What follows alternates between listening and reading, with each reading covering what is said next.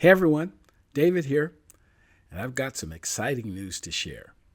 I've decided to write a book, and I've entitled it Psychosocial Hazards Are Real. The book is intended to help clarify the fact that psychological safety cannot be achieved without paying attention to the psychosocial hazards people are being exposed to. Despite how much individuals might be interested in treating others with kindness, dignity, and respect, many cultures are so full of psychosocial traps that no psychological health and safety effort can ultimately succeed. But to address psychosocial hazards, you first have to know what they are, and you have to have some idea what to do to address them. Though the book won't be 100% complete until the spring of 2025, I'd like to share a unique opportunity to reserve a copy during the book presale campaign. The campaign will run from September 16th to October 18th, 2024. This will be an opportunity to get one of the first copies of the book, tickets to the book launch event, and other opportunities to learn more about psychosocial hazards. For more information, you can go to my personal LinkedIn or Facebook page, or the LinkedIn, Facebook, or webpage for ID2 Solutions. Don't miss out on this unique opportunity. Now, back to this episode of the podcast. There's little doubt that proactive approaches to safety are much more effective than reactive ones. This includes the reality that recognizing and addressing psychosocial hazards can create an environment where predicting and preventing physical hazards is more effective. We'll talk about a technological approach to predicting safety related incidents up next on this episode of the Psych, Health, and Safety USA podcast. From Flourish DX, this is the Psych, Health, and Safety USA podcast. As workplace mental health has become a global priority, there's a greater focus on addressing psychosocial hazards. Each week, we look at psychological safety from an occupational health and safety perspective. Let's talk psychological health and safety.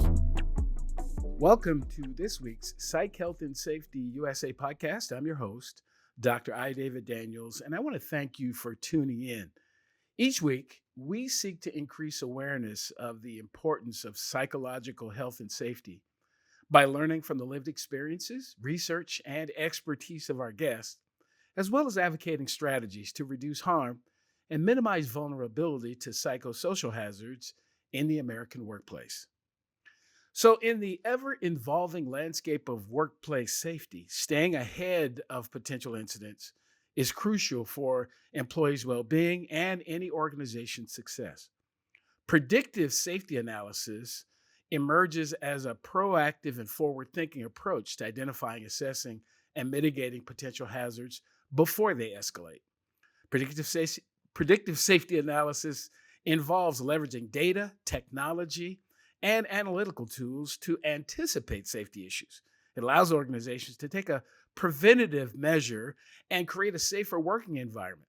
It's also about foreseeing and addressing safety concerns before they become actual incidents. The importance of workplace safety can't be overstated. Beyond compliance, fostering a secure environment is a moral obligation, and it's a key driver of employee well-being and productivity. So organizations that prioritize safety contribute to a positive workplace culture and build trust among their workforce. Our conversation today focuses on one approach to predicting safety-related incidents before they occur and how this information can create a safer environment overall. So let's start with an introduction of my guest by my guest with this question. So, who is Jeff Sease? Thank you, Dr. Daniels. I really appreciate it, and thank you for having me on your show. This is a great opportunity to kind of get the word out, and in terms of how do we deal with some of the safety risks that are presented, and we like to call it by human factors. I uh, I actually I got my start in business in the IT business. We had a company. We would do document management. We'd scan people's documents for them. Did a lot of work in that industry. And worked with a lot of Fortune 500 companies. and got very involved in just business activities, mostly on the sales side. At one point in my career, though, I had an opportunity to get involved with a little startup, and they were really focused in this concept of fatigue risk management and looking at the risk that's posed by people that are coming to work fatigued and the impact that things around schedules, poor scheduling, rotating schedules, working night shifts can have on fatigue and thereby have on people's both their well-being as well as their ability to stay safe at work. Um, it was really an epiphany for me. It was really a fun opportunity for me to say, you know what? I would much rather be in the business of saving lives than in the business of just trying to get paper through a scanner or, help people, process their information better. And so I made a pretty significant career change at that point and started working in the fatigue management space, which at that time, this has been about 15 years ago, was pretty nascent. There wasn't a lot of people that were paying attention to fatigue as an actual risk out there. But we were lucky enough to have fallen in, and it was kind of an outgrowth of my current company at that time, to have fallen in with an opportunity to develop some really unique software that could take leading data, particularly hours of service, job risk, what that person was doing in the mining industry. Are you operating a haul truck? Are you operating pressure? Or are you sitting behind a desk or pushing a broom, right? So taking their job risk and taking the hours that they've worked and environmental factors into play, pushing it through some algorithms and being able to come out with predictions so that a manager could look at a predictive roster. Hey, here's my 30 guys that I'm responsible for today. And here's the 4 guys out of that group that potentially could be at risk due to fatigue factors. And that was really life changing for me. And since then, I've been very much on a mission to not only grow our business, but to really help industries address human factors and the risk that's posed not only by fatigue, but by the fact that humans are humans. We've all got stuff at home, and there's a bit of a machismo attitude in industry. It doesn't matter whether you're a man or a woman. When you come to work, in heavy industry and in safety sensitive jobs, that, people are relying on me to be here to do my job. So my responsibility is I got to be at work. I got to be focused. But at the same time, I'm going through a divorce, or at the same time, I've got a sick kid who was up all night, kept me up all night long, and I could potentially be posing a risk to myself or others. And so that's kind of really where I am, is what, my mission and the mission of our organization is to really help companies get real with themselves and get real with the fact that people are people, and they can their batteries discharge. And if you're not doing something with your workforce to help them charge their batteries and help them recognize the risk that they may pose to themselves or others, that you're setting yourself up as an organization to have some pretty disastrous consequences, as well as you know not having the best bottom line as you possibly Right. Absolutely. Wow. Well, I'm looking forward to getting into even a little bit more detail about what you've just shared globally. What one more question before we do that, though, that I ask everyone who comes on. So, what does psychological health and safety mean to you? Yeah, and I look through at that through a different lens than other people do, right? So if you speak to a psychologist, they're going to have a very different answer than speaking to me. My view of that is really boots on the ground view. Psychological health and safety to me means that, and we have this great term that people are arriving to work rested, alert, and ready to work. And I, I, I, I can't own that term. It was actually a term that was developed through a gal named Tyrion Williams Hall, who is the director of Transit for Washington Metro Transit Authority, and she runs the paratransit division. And she just really is passionate about that, and her passion just shines through, and her commitment to safety is just amazing. And through my relationship with her, that's a term that really has taken root in our culture. And so when I say rested, alert, and ready for work, what that means is, look, when I'm going home at night, I do have stuff going on. Like I said, life happens, right? I got crap that I got to deal with. I got sick kids. I got parents that I may be taking care of. Maybe I got money problems. There's all these things that we have to deal with in our lives. Some people can handle that better than others, right? And another associate that I've just barely worked with a little bit, but a tremendous amount of respect, a gal named Sally Spencer Thomas. She spends her life on the road counseling corporations on how to prevent suicide in the workplace. Really, really, really great gal. And so, to me, it's an all-encompassing thing. That means that when I'm, you know, when I'm at work, when I'm at home, I'm doing the things I need to do to effectively recover, both physically and mentally, to be my best self, whether I'm at work, whether I'm at home, or whether I'm on vacation, to literally be my best self. And it's a hard thing to do. And so, again, from our perspective, that's a lot of what we try to help companies to help their employees do. But yeah, again, my view of good psychological health is very much boots on the ground. It's what am I doing every day in my life to make sure that I can be my best person. Yeah, that's. I think I have a similar view. With all safety related issues, one's proximity to the hazard has a lot to do with their potential for being harmed. And a lot of our efforts as a society tend, in my view, to be kind of too far away from the hazard itself.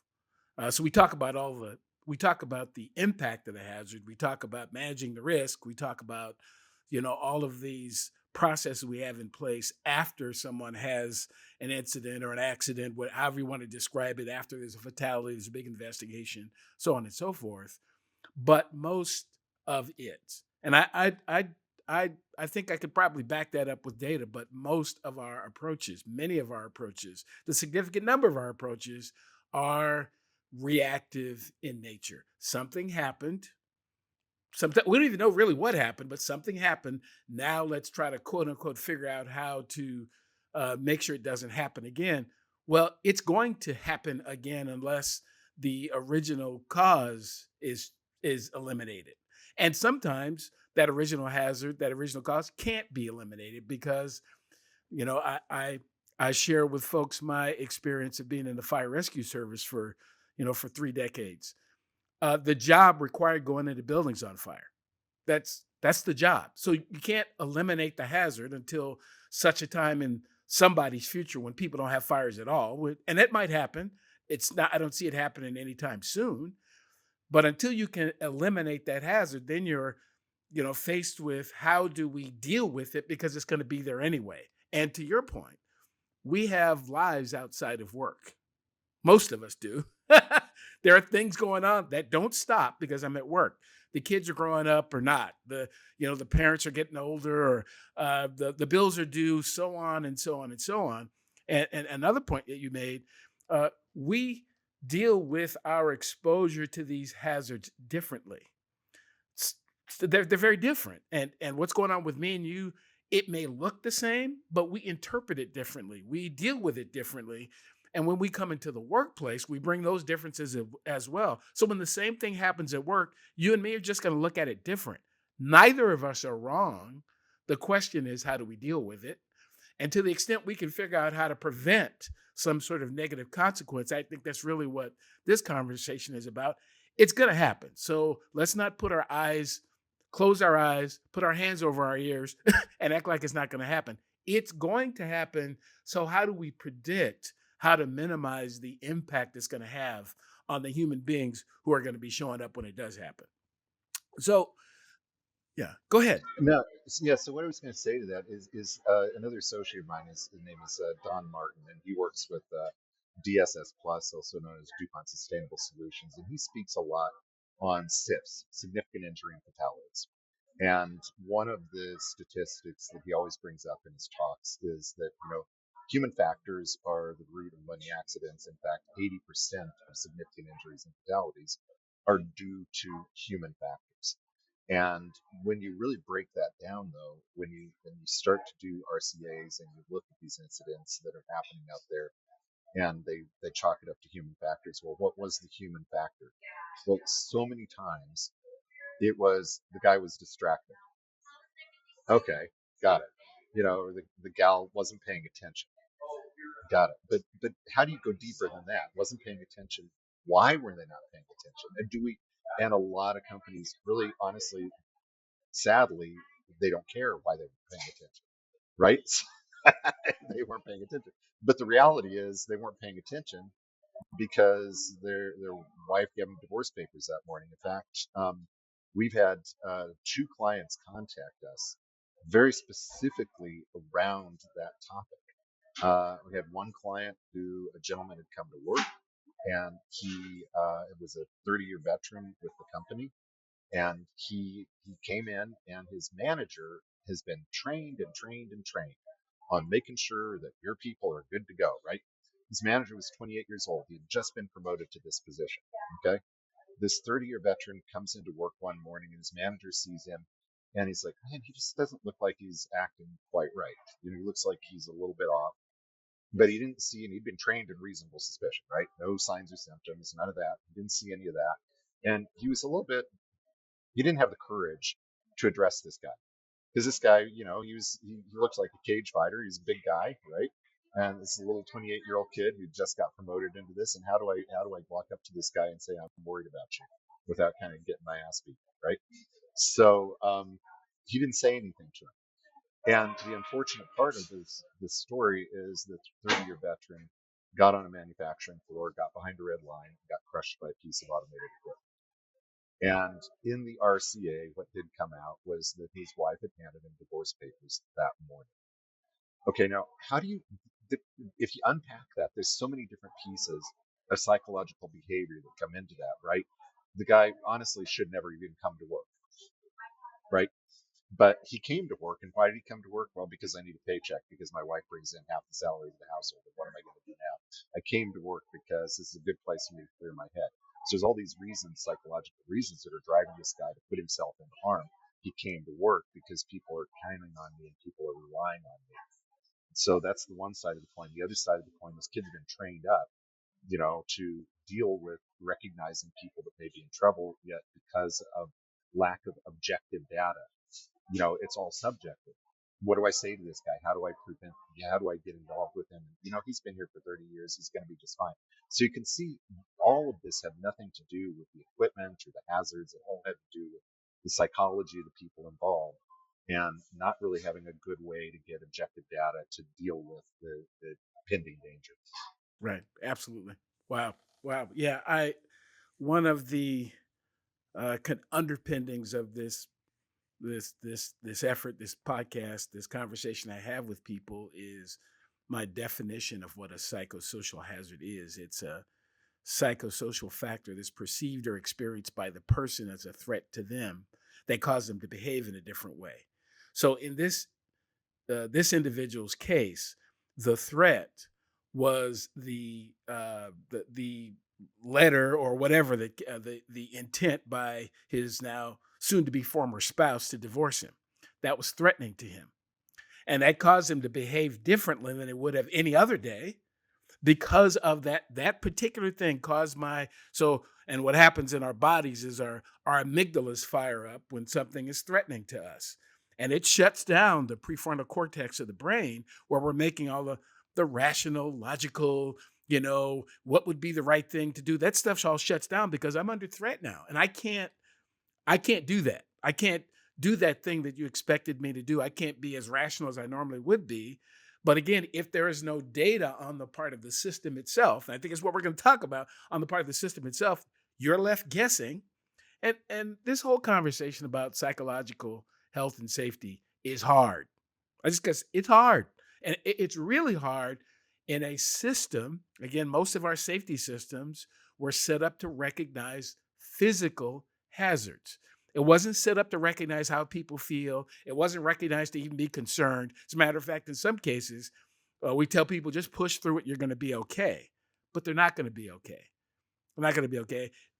They're not. And we need additional focus and additional tools on how we can, because again, to the extent if that supervisor had data at that point, it is a great likelihood that that individual would never have been exposed to the physical hazard. They're already exposed to the psychosocial one, but the physical hazard they never would have been exposed to because of, look, we need to have a conversation with you, need to find out, how maybe today we've got a different job for you, what have you. So before I get off on too far of a tangent, so talk to me a little bit about how how you and others have been able to collect technology or collect data through technology that can help address some of these potential safety incidents.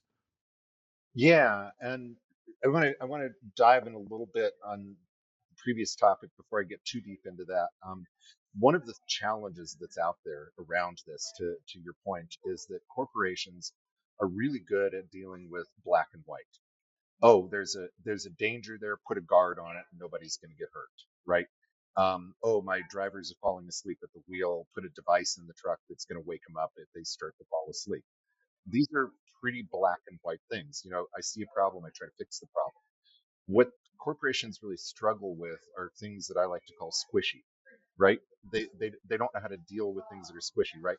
So if you say the word impairment to just about anybody in corporate America, other countries are actually a lot more forward thinking. The US is really behind. If I say the word impairment to anybody in corporate America today, the first thing that comes to mind is drugs and alcohol. That's it. If I say you're impaired, it's drugs and alcohol. But the reality is, impairment is a whole word wall of stuff. it's, it's, there are tons of things that cause impairment. Your mother-in-law moved in, your kid's sick. These cause impairment, to your point. And companies don't know how to deal with that. And so the attitude up until just recently, and this is the paradigm shift we're trying to bring to the corporate, you know, globally. I'm not just talking about corporate America, but globally, is expand your definition of impairment. Look at the whole person. Stop looking at just what they're doing when they're on the job. Look at the whole person and recognize that life happens, and expand your definition of what impairment is. And once you can get your definition expanded, now you can start thinking about what type of mechanisms can we use to help mitigate the risk caused by the natural occurrence of impairment. We do a lot of work in fatigue, right? And one of the things, and again, I like to quote my associates because these are all wonderful people and they have really helped me on my path. A gentleman named Dr. Paul Jackson. He is a fatigue professional out of the UK. He works with the rail business in the UK. Just an amazing guy, and he has this really great attitude that I just love. He says, "Look, fatigue is going to happen. Doesn't matter. You have all these people talking about fatigue risk and fatigue prevention and fatigue this and fatigue, all these things, but he's such a realist. He says, fatigue is going to happen. If you come to work at 3 o'clock in the morning and you work until 5 p.m., you're going to be flipping fatigued by the end of the day. If you do 6 12-hour shifts back to back, you're going to be fatigued, right? So let's flip that on its head and let's talk about promoting alertness, right? Because I can't do my job. I can't run my business in many cases.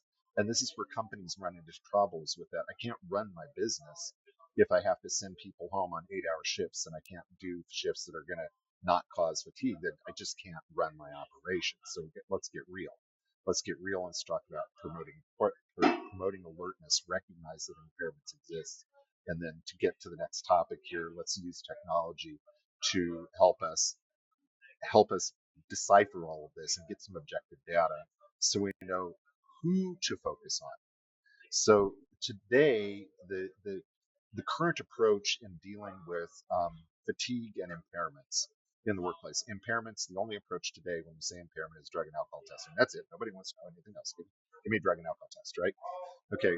In terms of fatigue, it's a little bit, people are starting to get more sophisticated fatigue risk management plans and things like that. But generally, a fatigue risk management plan comes down to a little bit better scheduling and a whole bunch of training. Great. Well, okay. Have you ever watched any of the Charlie Brown shows? Okay. When you what do the characters in Charlie Brown hear when the grown-ups are talking? Wah wah wah wah wah wah wah. Right? Exactly. So If you are in a training class, I guarantee you, and I've seen this over and over and over and over again, people's eyes glaze over.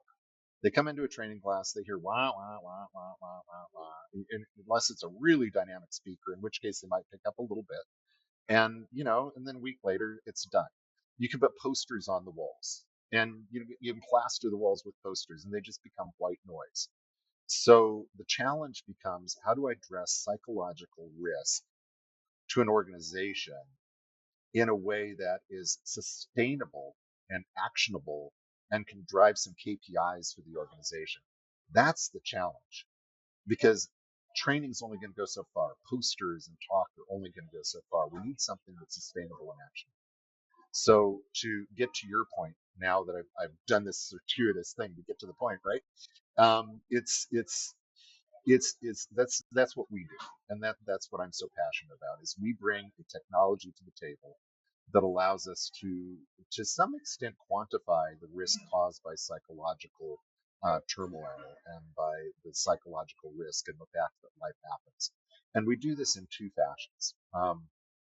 The first one is fatigue is a real deal. So kind of the more scientific side of our business, and from a fatigue perspective, is addressing the risk that fatigue can cause to an organization by the factors that an organization can control. Okay. So what are the factors that an organization can control that can drive fatigue? And high fatigue can then in turn drive all sorts of other psychological problems. So when you're tired, you're not as attentive to your wife. When you're working too many hours, you're not as attentive to your life. There's all these things that come along, right? So the things they can control are the schedules, the hours of service. People want a whole bunch of overtime, letting people take call outs when they really shouldn't take call outs. So one of the technologies that we bring to the table is a fatigue risk management system. We call it the Alert Meter Fatigue Risk Management System, that uses leading indicators such as your job risk classification, how much commute time you have to come to work. It uses biomathematical calculations, which look at consecutive hours, consecutive shifts, opportunity for recovery between shifts. And it's really deep science that can in turn, through connecting up to a timekeeping system and connecting to and putting in additional uh, values around an individual. Now, these aren't health values.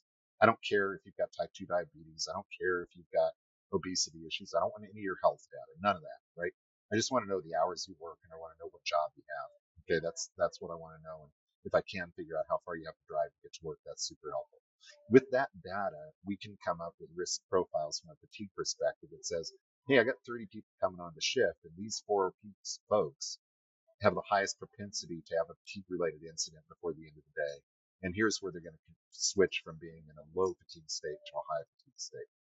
So that's a pretty straightforward technology, and it's something that companies are adopting.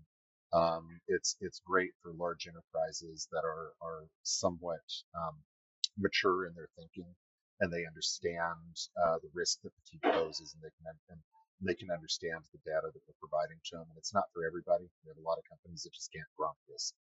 But the other side of the equation is, what about the fatigue and impairments that we can't control? That's the tougher one, right?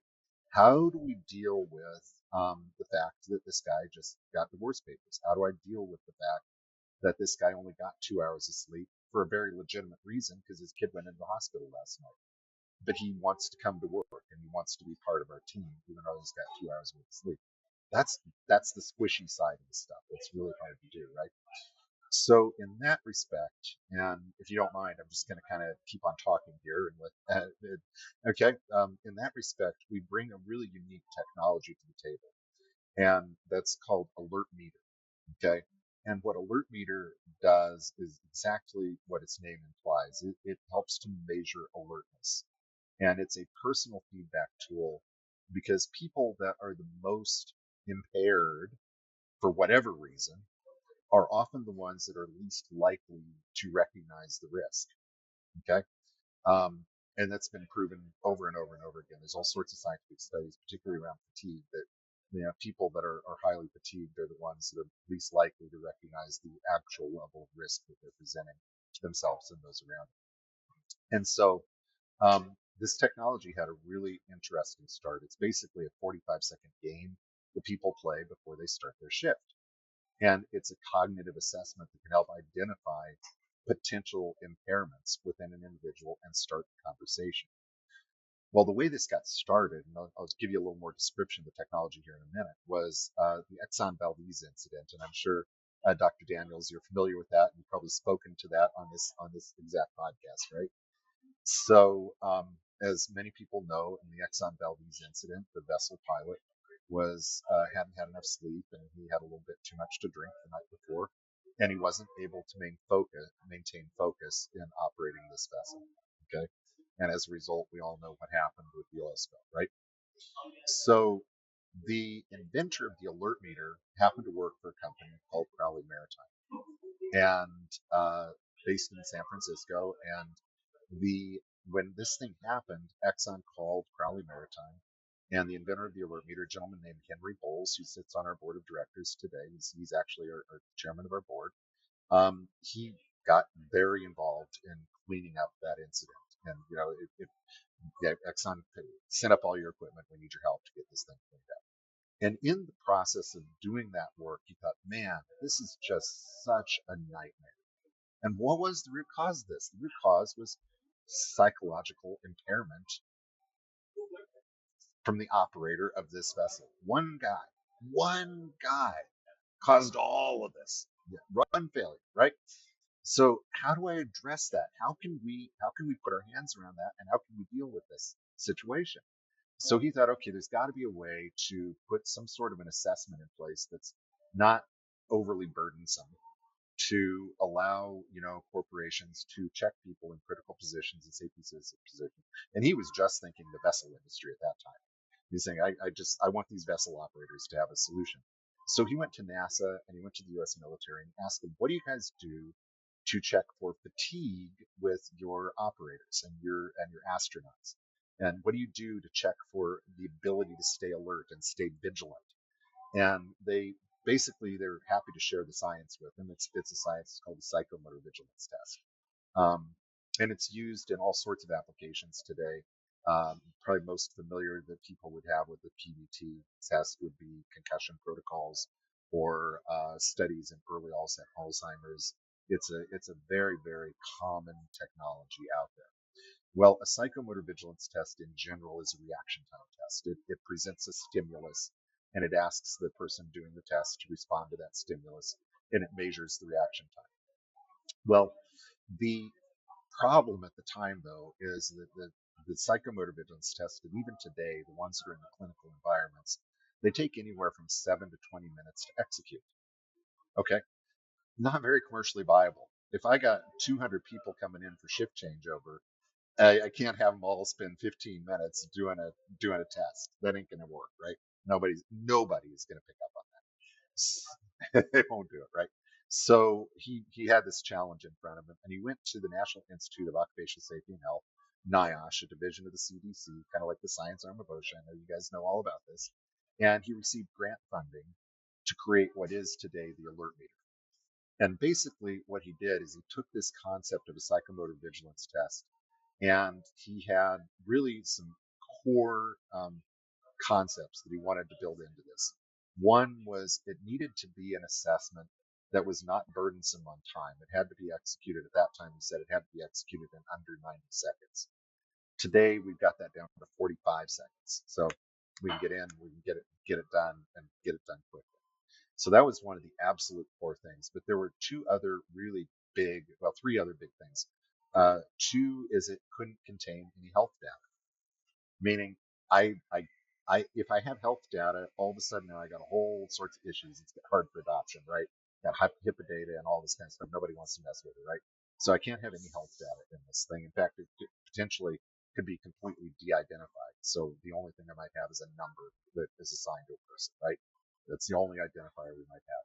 So again, no health data. Third, it had to be language independent.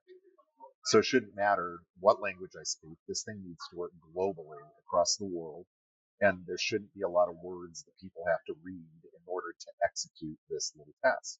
So that was the third one. And then the fourth one is it has to be non-discriminatory. Okay. And the non-discriminatory one, when I do presentations to corporations on this thing, this is the one that I have to really go overboard to explain what do I mean by non-discriminatory, because they see the test and it's, again, it's 45 seconds. You look at a screen, you see a series of shapes on the screen, and you say, are all the shapes the same or is one of them different? And you pick the one that's different, or if they're all the same, you touch a little green button. And you do this 21 times, and there's some memory challenges that are also shape based.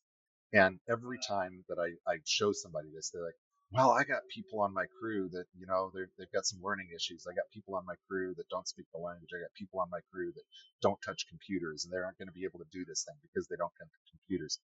So I take this to the extreme. I say, look, part of what the NIOSH deal was and part of the funding behind this is the person playing the game. It doesn't matter if they've got a PhD in computer science from Oxford University and they've been playing computer games since they were 3 years old, or if that person is 78 years old, they just immigrated here from a foreign country and don't speak the language, they've got a learning disability, they're dyslexic, and they've got an amputated left foot. Okay? It shouldn't matter, because both of those people are capable of driving a truck. They're capable of operating a forklift. They're capable of operating a machine. So it has to work for both people. And so those were the things that Henry really put together to create this technology. The upshot of that was he got it all completed. We ended up connecting with him because we were doing all this fatigue work down in South Africa and this fatigue prediction system. And our client in South Africa, Anglo American, said to us, we really like what you're doing predicting fatigue, but you're missing a big part of the picture. And we said, well, what's that? They said, well, what are they doing when they're not at work? So in comes Alert Meter.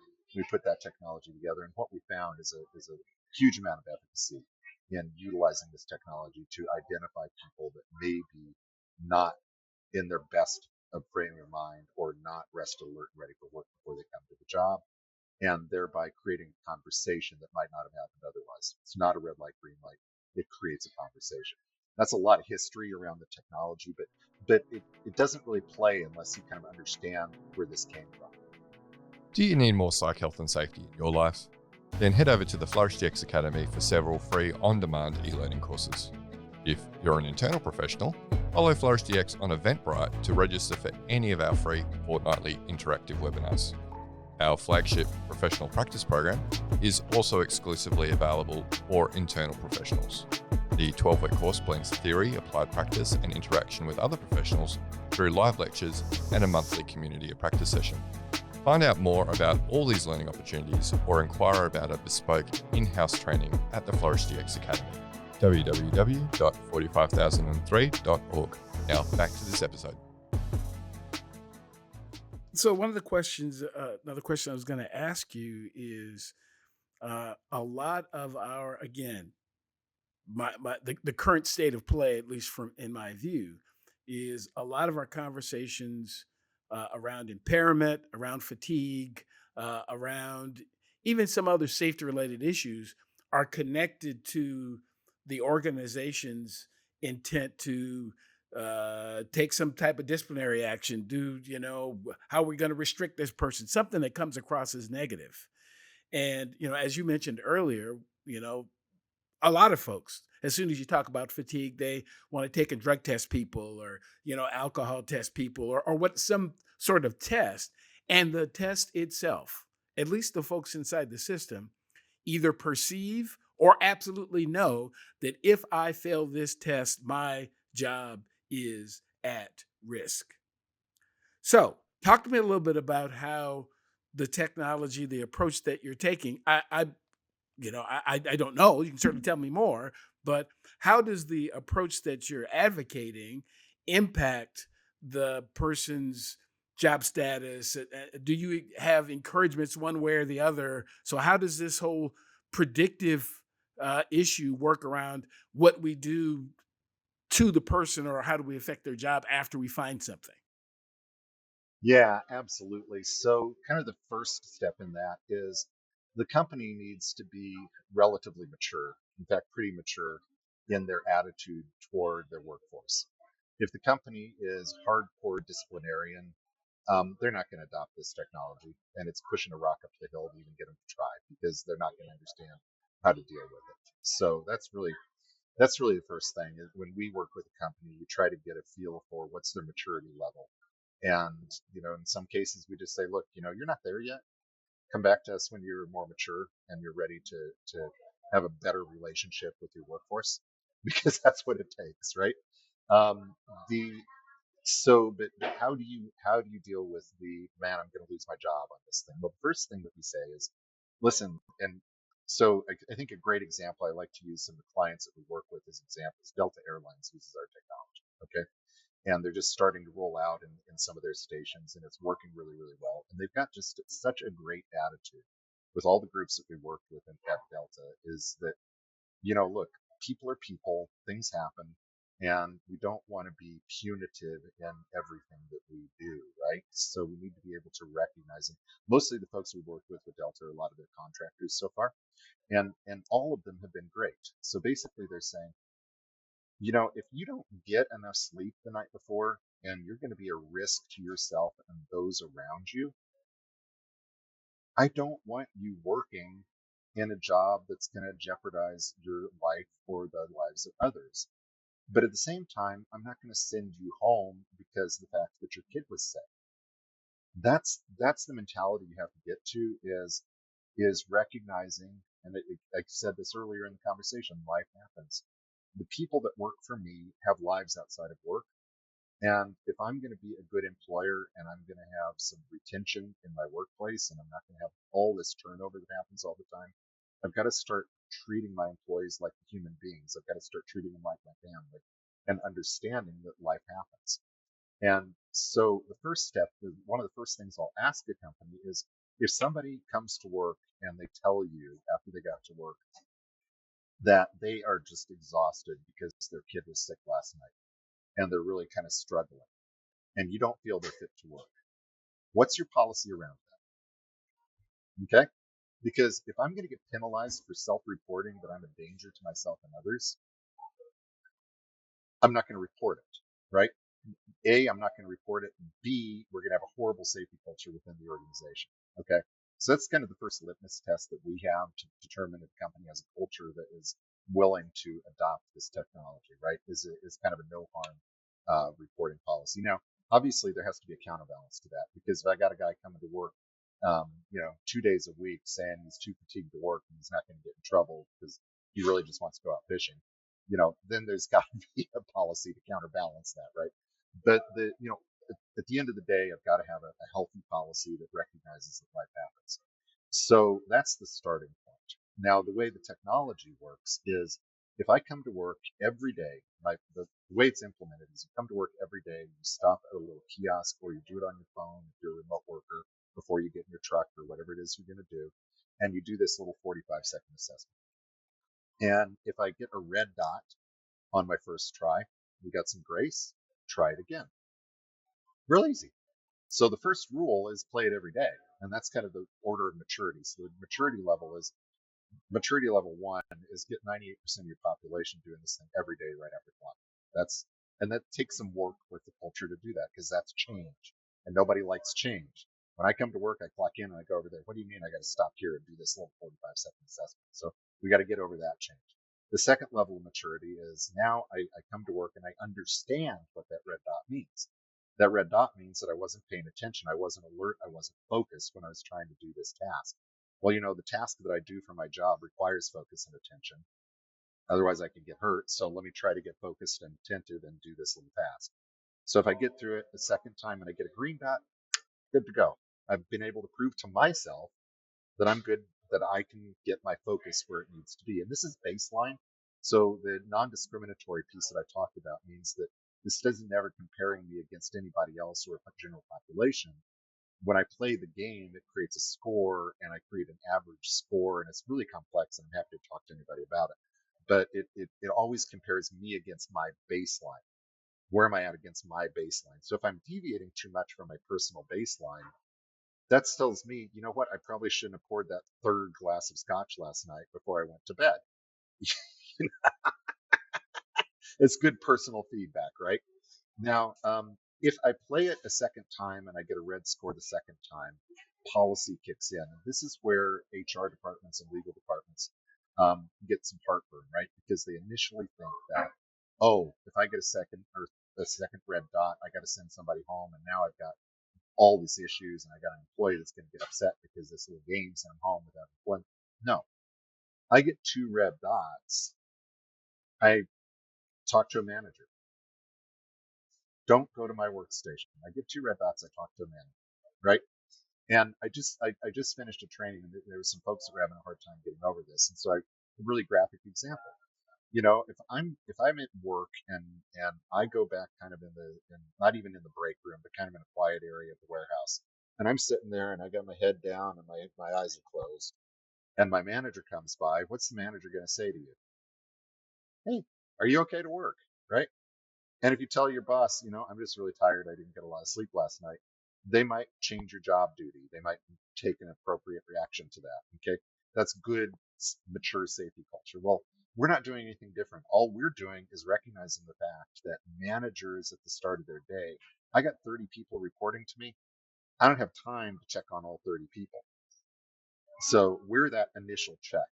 If I get 2 red dots, I'm going to go have a chat with my manager. My manager is going to get a notification, and we're going to talk about it. And that talk is going to determine my disposition for the day. Very rarely do people get sent home.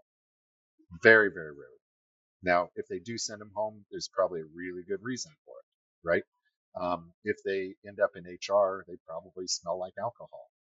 But most of the time, it's, I'm just having a rough time because I broke up with my girlfriend last night. And they don't have to disclose that. They can just say, I'm having some personal issues that's bothering me. And we make decisions. So that's kind of how we avoid that. I'm afraid for my job. It starts with a mature safety culture. Right, right. Yeah, the mature safety culture. Yeah, that's a really important point because I have similar conversations with. Uh, I tend not to spend a lot of time trying to explain what a psychosocial hazard is to an organization who has no safety program at all.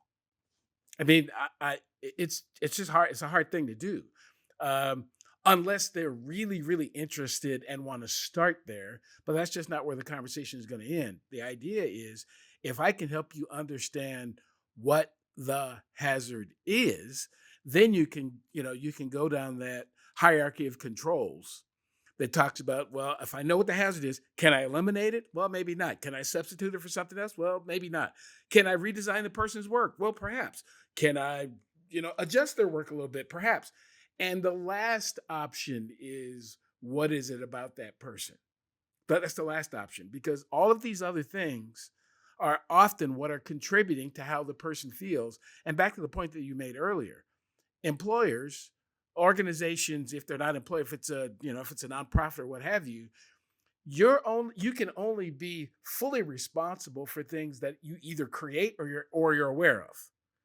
Because if I didn't create it, there's no way I can control it. If I'm not aware of it, doesn't matter who created it. It just doesn't matter. I have to have a little bit of both, and to the extent to which I'm aware of it and can do something, and if that something just means giving the person, again, adjusting their work for the day, and of course, over the course of time, there are going to be, for those folks who are just can't help themselves and have to have some sort of corrective action process in place. Yeah, you're going to have that person who is got some issues that are incompatible with the work that you want them to do, but that's not everybody. Most people, we have many, many, many, many, many policies and organizations that were written for one guy. It's written for Jeff. He used to work here 20 years ago. He doesn't even work here anymore, but we still got the rule though. And we apply that rule to everybody else because Jeff did it 15 years ago. And that's a part of the issue. We're not dealing with current data about a current person. And dealing with what is going on right now and how does that thing affect the goals and aspirations of the organization and this individual, because they did great yesterday, but today they found out that they're going to that they have a terminal illness, or that that their house caught fire last night, or what have you. Today, none of the other stuff that matter. What are we going to do about the data that we have today? And so the approach that you all are taking seems to me to be very, very interesting. It seems to be something that could become, at some point, maybe everybody's doing something like this because I there are a lot of arguments, and we got to wrap our conversation, but there are a lot of arguments. I heard once that money is only an issue in the absence of value. And there are a lot of conversations about how expensive something is or how much effort it's going to take after you started the business, you hired all these people, you decided you were going to expose them to all of these risks on the job itself, let alone what's going on in their own lives. And now it's too expensive. Well, you're likely going to spend more when that one situation you didn't pay any attention to blows up than you would have taken this kind of proactive, predictive, preventative approach all the time. You're going to save yourself a lot of effort down the road. You really will. Well, and there is a really a strong flip side to this, and this is we talk about our clients and people that use our technology and levels of maturity. The first one is get everybody playing, the second one is get engaged, and the third one is let's use this data and do something with it, right? And so one of the things that companies really struggle with is I don't have any data on human factors. It doesn't exist, right? What this system actually gives you is some really key data points on human factors.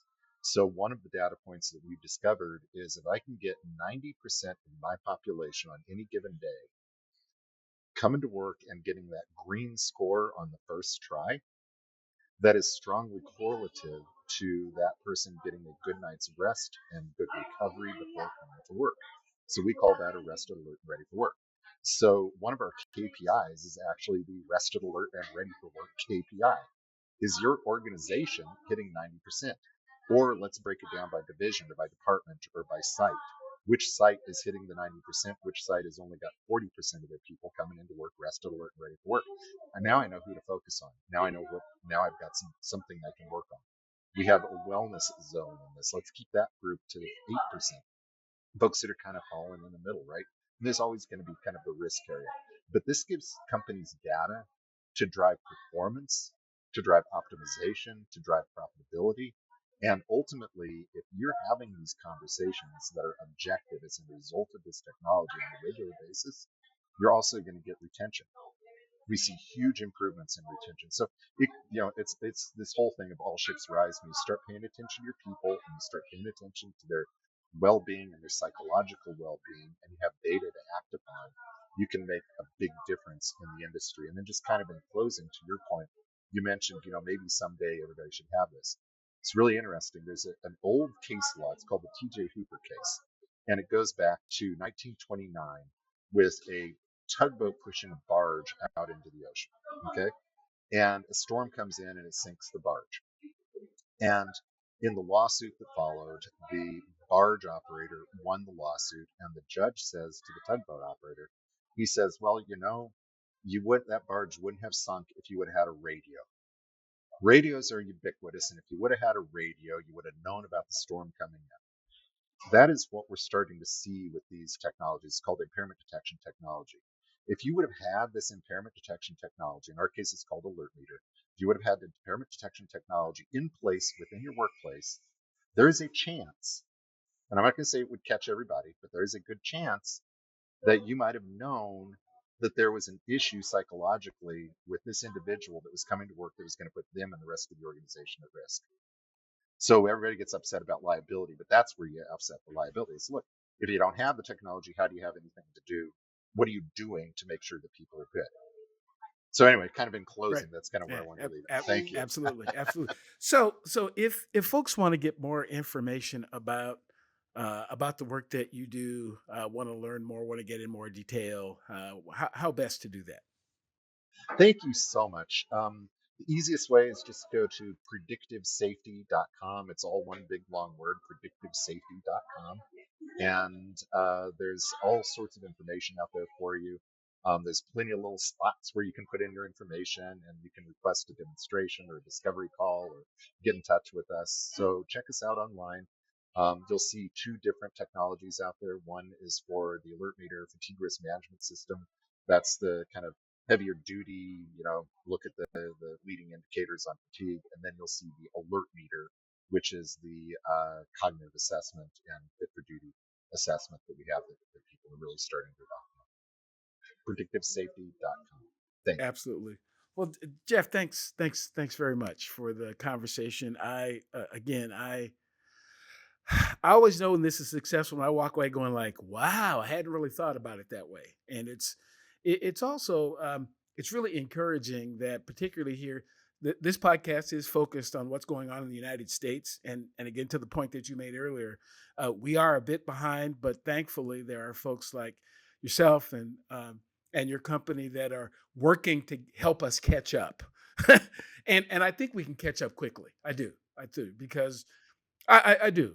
But and a lot of it is because we're seeing what's going on around the world, and we tend to be kind of competitive here in the U.S. and we don't want to be behind forever. So it's good to know that these efforts are in place. So again, thanks very much for what you've shared. If you're watching or listening to the podcast for the first time, welcome. I hope something you've heard will bring you back again in the future. Previous episodes of this podcast can be found at psychhealthandsafetyusa.com. You can watch, like, subscribe, and share the podcast on the Flourish DX YouTube page. Please do join the Psych, Health, and Safety USA movement by connecting and becoming a subscriber on LinkedIn. So until next time, stay tuned. Look out for the next episode of the Psych, Health, and Safety USA podcast.